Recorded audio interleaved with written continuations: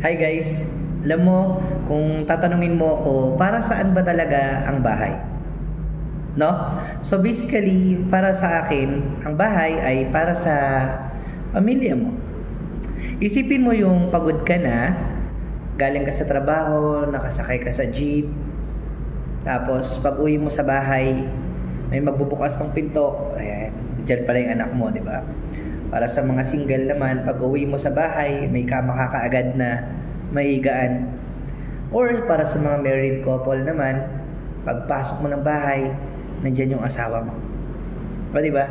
Napakagandang isipin na meron kayong sariling tahanan kung saan sabay-sabay kayong kakain, and then doon nyo mararanasan yung tinatawag na pamilya, yung at home ka.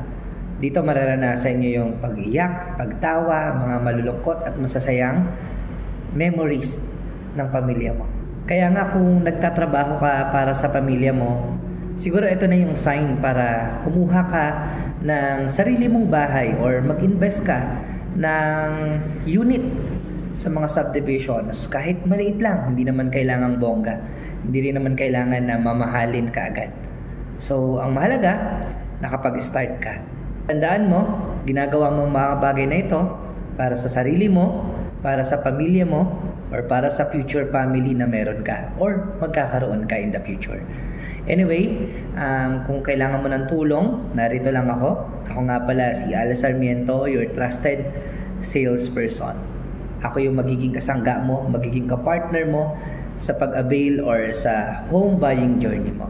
Again, maraming salamat sa pakikinig. Bye!